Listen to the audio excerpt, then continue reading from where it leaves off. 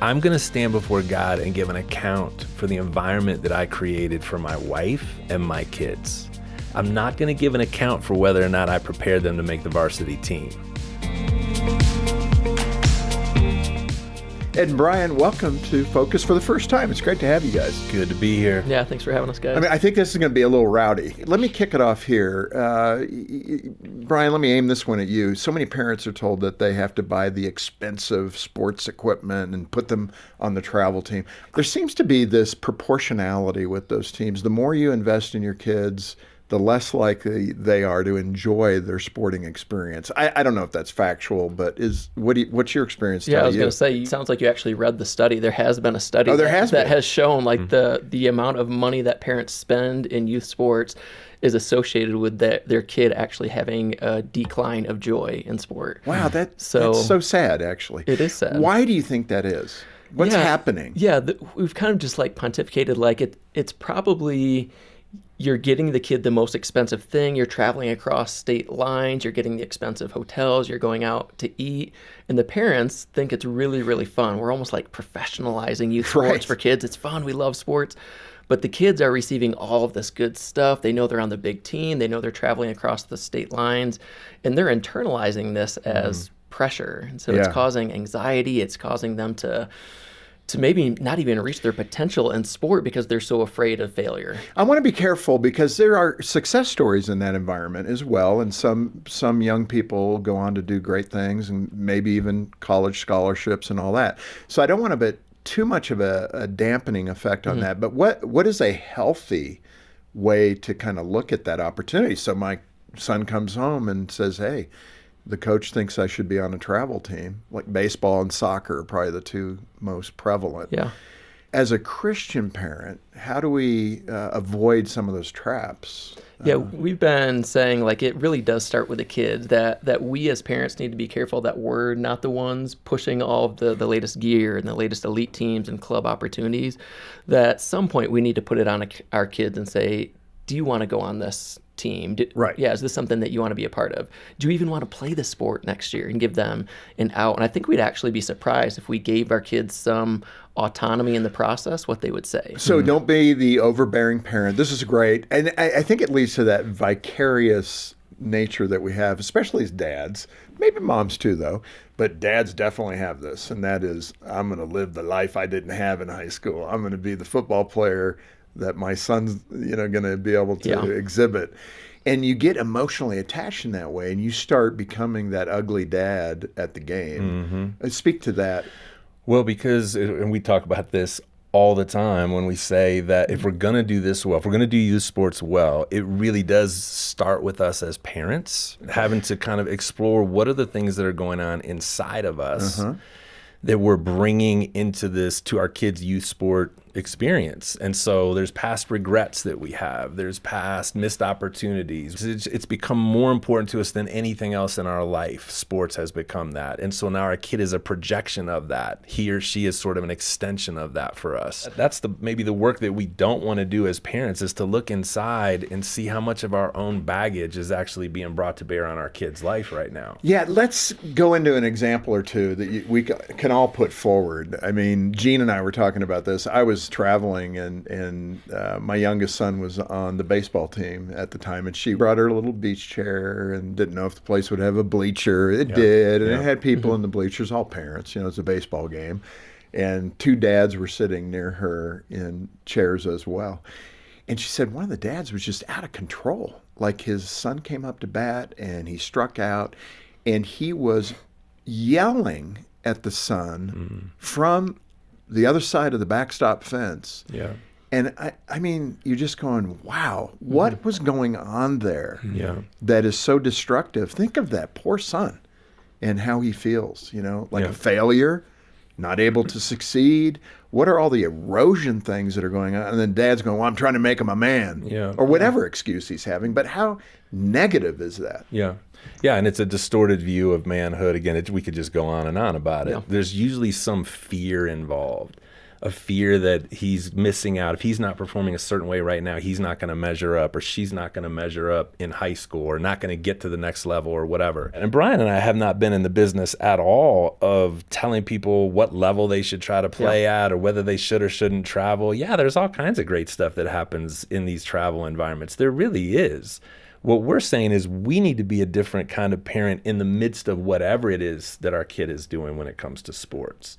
We need to have a different set of metrics that we're bringing in terms of how we're evaluating this experience. Can't just be based on performance metrics and skill metrics. Because if it is, then this guy who's at the baseball game, he's got so much invested in his kid, right? He's paying top dollar for all of these things. And kids really can become, if we can use this language, like commodities or products that we are investing in. And what happens when you invest a lot into a commodity or a product? You expect a return. And when you put that level of pressure on a 12-year-old or an 8-year-old, they're never going to give you the return that you want. And so bad. It really does start with us as parents just taking a deep breath. It's just a game that they can play and enjoy, and we can sit back as their parents and enjoy the stage of life and watch them play and not put so pressure on them to be what we hope they can be at 16 while they're 6 years old. Yeah. Well, and that gets us back to this idea of purpose for the Christian parent then. What do we go into sports with? What's the attitude? How do we create that purpose? So the bad purpose is that winning is all that matters. Right. That's where I was going with that. So what happens with this system is it brings its own values, and one of the chief values is winning is really all that matters. It's everything. So what we want to say, and again, just even getting back to the question that Jim's asking, is that what could be happening here if we had the right perspective? Yeah, it's an opportunity for us to disciple our kids. If you think about when your kids are going to school and they get home, you ask them the question,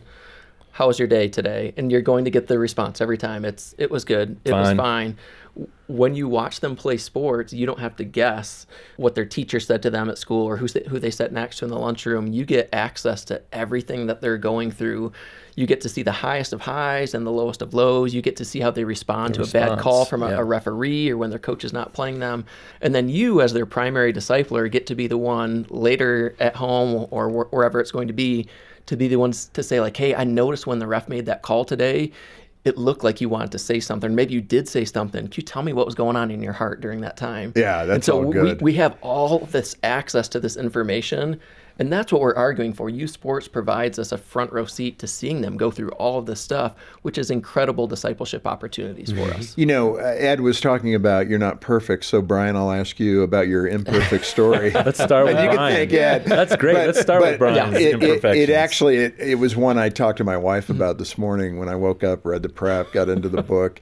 And that was the referee at the end of a game who made a bad placement on a penalty call. Go through the story, and I love the outcome. Yeah, so it was my son's last middle school game of the year. It was a playoff game. We knew they were going to get crushed by this team. They'd destroyed him earlier in the year. And so I went there with this expectation of I'm just going to go and enjoy watching him play. I knew he wasn't going to get all the playing time in the world, but the plays he was in, I was just going to sit back and enjoy it. And I think we were actually in the process of writing this book while this is happening. So I even had this in mind of like, this is discipleship. Oh, you're on track. Yeah, so this is even better.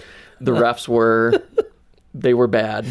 One call in particular, though, it was late in the third quarter. It was a holding penalty, which football people would know it's a 10-yard penalty. And the ref started walking it backwards, and he passed 10 yards, and he kept going to 15 yards to 20 yards. And I just instinctively, without even I didn't think at all, I just said, "Ref, holding is a 10-yard penalty, not 20." What did the ref say? And the ref looked up at the stands and he said, "Who cares?" And that so bad. We keep saying everything that had taken place prior with the referees and coaching decisions, it was like soaking the field and the stands in gasoline, just waiting for somebody to light a match, and I was the person to do it. And then the crowd jumped in, and it was chaos. And the people that affected the most were the kids. Yeah. And that was afterwards on the drive home. I was like, what am I doing? How did I, in that moment, how was I the person to start the chaos? I went there with this expectation of I'm going to be an ambassador for Jesus in the stands, and my secondary identity of being an ambassador for my kid and then even for my own school overtook that. I want to explore that, and I mentioned it in the opening, this idea that you need, as a Christian that's involved as a parent, to be a missionary in the Bleachers. I love that. That would have saved me a lot of embarrassment. And I wish I would have heard it a long time ago. But now we're going to tell 2 million people, hey, here it is. Yeah. It's so good to think of it that way because it's putting God first. And, your kid's not going to appreciate really bad behavior from his mom or dad. I mean, that doesn't spark enthusiasm for your child. It's embarrassment. How am I supposed to be expected to teach my kid about self-control in the days and weeks after I just showed that I have no self-control in the stands? And so that is like, I'm a missionary to my own kid. I'm a discipler to my kid, but to everybody else in the stands too. They're looking at me in that moment of, man, and they know I love Jesus, they know I'm a Christ follower. If he acts this way, what does that say for people who love Jesus? And isn't that true almost for every chapter in the book, too, as far as the virtues that we're talking about? We could focus on really trying to cultivate these. So how will our kids ever appreciate what it means to love other people, to be others-centered, if we're completely self-centered about this experience? How to experience peace if we're always bringing anxiety into the playing arena, into the car with them. So it really, again, it starts with us doing some devotional work with our own heart. We've been saying this, like, really one of the places that we need to be taking some time outs for ourselves and having some devotional time is before you go into a basketball arena, before you go into the pool, before you go into the football stadium, before you go sit by the diamond. Take a few minutes and interact with the Lord. Yeah. And when I know that my mouth is what gets me in trouble, I need to ask the Holy Spirit, don't let me say that anymore. When I'm feeling angry, would you convict me before it happens and help me get out of my seat and go for a walk if I need to, or whatever it is that my coping mechanism is to deal with myself. But we really do. We need to walk with God. And instead, what too many of us do, we tend to keep our faith and our Christian life completely separate from our sports life, whether that's being a fan of a pro or college team or what we're doing with our kids in youth sports. They're these separate entities. And we need to start to bring them back together again and recognize that there's really lifetime consequences for how I'm interacting with my kid in the context of sports, for their spiritual life. Some of the practical things, and Ed, I think you had this story in the book where your son had a swim meet and you did some things to help prep him for that. Because some kids can get really anxious before it. I was not really, I played baseball to stay in shape for football. Now that sounds weird because baseball, you don't run much. Stand around a lot. You stand around a lot. But it was fun. The camaraderie was great. I loved it. I didn't bat particularly well. I played infield. I was a good infielder, but I didn't hit well. And I would always be anxious at the plate. I don't know what the problem was. I just didn't have that eye-hand coordination. And, so parlaying that into your son's swim meet, what was something that you did to help calm his anxiousness? Yeah, well, and I think we need to get better in understanding the difference between a performance goal and a process goal. So a performance goal is totally tied to the end result, whether you won or lost on the scoreboard. Did you get the blue ribbon, the chess ribbon? And a process goal is saying, well, we're actually going to look at steps along the way to get to that place where you could actually win. And so in this particular case, my son was going to be in the finals of a swim meet in which he knew already ahead of time that his times were like 10 seconds slower than the kids that were fastest in this meet. And I could tell he was all jammed up about it before we went into the pool. And this is one of the things that we talk about all the time, too. I just reiterated to him that, Trey, I want you to know that I don't care whether you win or I really don't care whether you win or lose in terms of you and me. I just love you. I love going to watch you do this. So does Mom. We're going to have fun no matter what happens. And our kids need to hear that. Now, of course, I want him to do well. He wants to do well. But we said, what if our goal today wasn't to worry about who comes in first or second? What if you just beat your last best time in this? Just see if you can beat your own time. And why don't we see if we can catch one of those last kids? Yeah. Can you just keep up with one of the last kids? Let's just make that a process goal. I said, you think you can do that? He's like, yeah, let me try to do that. And then he ended up doing that. He beat his old time and he was right alongside this other guy. And we celebrated that. He got smoked. I mean, he lost by a ton, but there was something to celebrate in that he stepped into the fear. He kind of recalibrated his mind so that he wasn't so jammed up about the fact that he was going to get embarrassed by the guys that won. And he just set a different goal, and that became a victory in and of itself that we could build on. Yeah. It's so good at times, I think, well, every time, but you see professionals who are doing the right thing, sportsman-like behavior, whether that's in football and the opponent, you're helping them up after you just crushed them in a tackle or whatever it might be. But it always catches my attention. I used to point that out to my boys as if we're watching a football game or something like that. That's awesome that guy did that. And when I coached, a little bit, that was one of the things I challenged the kids to do. When you knock somebody down, help them up and just give them a pat and move on to the next play, because it communicates something so good, which is we're out here having fun. Yes, absolutely. We keep using the phrase that what we celebrate, our kids will replicate. And so if we have a value system of, when you see somebody on the ground, help them up, and we're celebrating that, like, it hopefully means when we're watching them play, we're looking for those character type moments. And we want them to score the touchdown and hit the home run or whatever it is. But what if we started looking at the game with new metrics? What if we start watching to see, are they paying attention to the kid on the end of the bench? Are they helping the opponent up after they knock them down? And then on the back end of the game, are we celebrating those things so they have new categories to be like, man, mom and dad really do care about when I pick somebody up after the game. Yeah. That's going to matter a lot more when they're 30 years old than whether or not they can hit the outside corner. That is so true. And the good thing is you feel good doing it. I mean, that's okay. We can play hard on the field. And it's accessible. That is accessible every practice, every game for them to show love to somebody else. They might not catch a pass. They might not do the thing, whatever they need to do.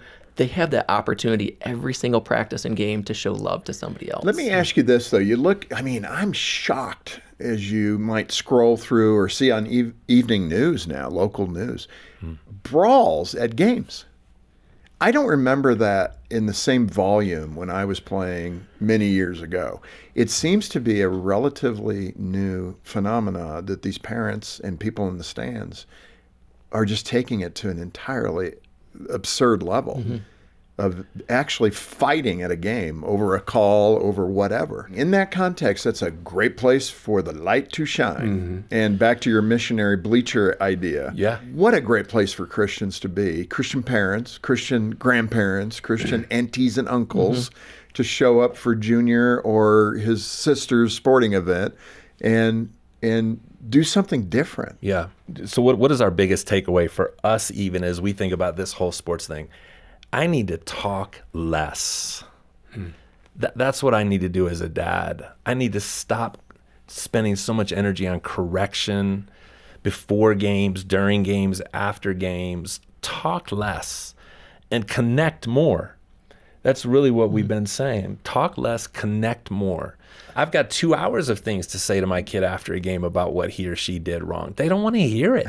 Especially if they lost. Yeah, they just don't. They don't want to hear it. Yeah. I've already done this with 3. I got 1 left now in 9th grade. The 3 didn't want to hear it. One of them wound up playing college basketball. They didn't want to hear from me after the game. They want me to play a different role in their life. Right. Okay. So if I can just keep doing that, say less things. Be present. Be present. Yes. Ask, did you have fun? Ask, who did you connect to today? Who was it fun to play with or practice with? I've been asking my kid that the last couple of weeks. Who'd you have fun with at basketball practice? Dad, what are you talking about? Because you don't even have a category for that. Well, you're playing a game. Who was it fun with? I mean, you're complaining to me about the coach. You're complaining about all these things. I get all that.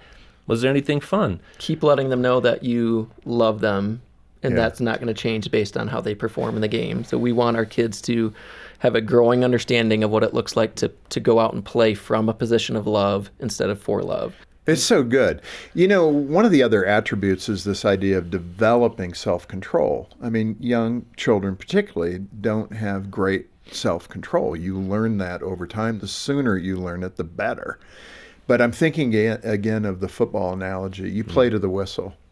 How does that apply to life? What do you learn out of that environment? Play to the whistle. Self-control. Yeah. I've had multiple instances with my own kids where they have thrown lacrosse sticks and they've done things that would make me as the Jesus guy in the stand just kind of be like, I want to get out of there as soon as possible. It's something that needs to be caught and taught. So what I've done with my kids is I will get out sticky notes, and I'll put like things that they cannot control, like the ref's calls, how much playing time they're going to get, what their opponent does, what the fans say, and then things that they can control, their attitude, their effort. And I'll kind of mix them all up, and I'll make 2 sides and say, hey, I want you to put everything that you can control into one side, and what you can't control put into the other side.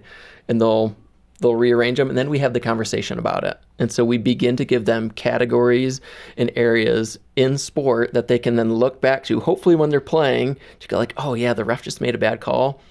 I can't control that. What I can control, though, is the next 5 minutes of this game.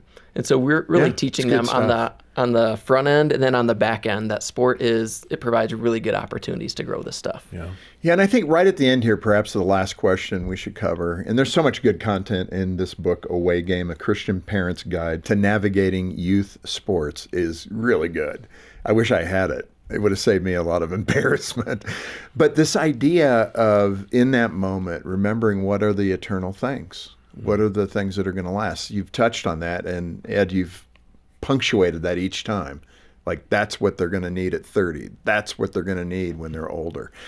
And I think the question would be, how do we stay fixated on those things in a healthy way and coach them up in a way for life, not just for a sporting event? Yeah, it's good.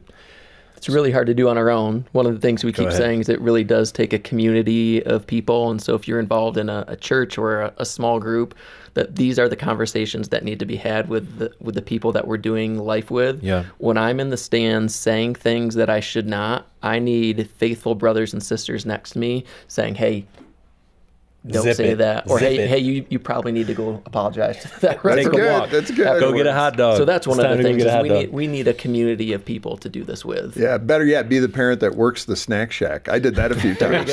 Make the hot dogs for everybody. Yeah, that's cheating. Nice. There's some animals in there, let me tell you. You got to do it together. You got to do it together. I need to keep, I mean, this is true for every area of my Christian life. I need to keep getting that perspective from the end that then makes its way back into the present. And so what is relevant here? I'm going to stand before God and give an account for the environment that I created for my wife and my kids. I'm not going to give an account for whether or not I prepared them to make the varsity team. Yeah. And so seriously, I keep coaching myself to say, what are the things that really matter that I need to ask about today with my kids, even the ones that are out of the house now? Yeah. What are the topics that I need to keep bringing up to them? What are the vulnerabilities that I need to keep sharing out of my own life and the things that I'm messing up on or the things that I'm afraid of? Those are conversations that I feel responsible to be having with my kid. I have gotten too caught up in being concerned about their sports performance. I mean, we've already said that at the beginning of this thing. We know that we've messed that up. Okay, let's make an adjustment. So as you're listening, you've made mistakes. Let's make an adjustment and say, let it be different moving forward. Maybe the first thing I need to do is go and apologize to my older kids. I wish I had done, they'd probably love it. Yes, I wish I had done this differently. Here's what I was afraid of. Here's what I wanted to happen. And I'm sorry that I put so much pressure on you. That's really good. Yeah, that's a great place to start. And then guess what that does? That's relationship. Yeah. Now, and again, they might not even know what to do with that at first, but that's a start to saying, okay, mom and dad are actually somebody I can trust and that actually care about my heart more than just my performance. No, that's good. It's funny. One of the things that we did, a friend of mine, both had boys on the 6th grade tackle football team, and we brought a flat grill. And we made breakfast burritos. Love that. For the opposition team. I love parents. That. And we ate them too. Yeah. But that we served them first. I thought that was a pretty cool thing to do. And, it just showed, hey, we're just here for fun. Mm-hmm. I think a couple of them said, did you put anything in these burritos? No, man, they're just burritos. So that's huge. It's a lot of fun, but a good way, again, to demonstrate to the kids that we're out here just enjoying each other in this sporting event. Yeah, so important that we inject fun back into the process. We haven't even shared this stat yet. 70% of kids quit youth sports by the age of 13. Wow. Because it's no longer fun. So even that's a great example. Man, if nothing else, if we can help create an environment where our kids are smiling, where they have permission to be a little silly and laugh and try new things, I think God smiles on that. I think he smiles when he sees his kids out there playing and having fun. Yeah, well, Brian, Ed, this is really good. What a great book. And you don't see a lot written in this space. How to be a good Christian parent at sporting events. Away Game, A Christian Parent's Guide to Navigating Youth Sports. Really good stuff. You can tell I was pretty excited to have this discussion with you. Thank you. It's right in the wheelhouse. And I hope each and every person who needs this book will get a hold of us and get a copy from Focus on the Family. Yeah, donate today, make a monthly pledge or a one-time gift of any amount, and we'll send this book to you as our way of saying thank you for supporting the work of Focus on the Family in all that we're doing. You can donate online. The link is in the description below, or call 1-800, the letter A and the word family. And thanks for watching this episode of Focus on the Family with Jim Daly. I'm John Fuller, inviting you back next time as we once again help you and your family thrive in Christ.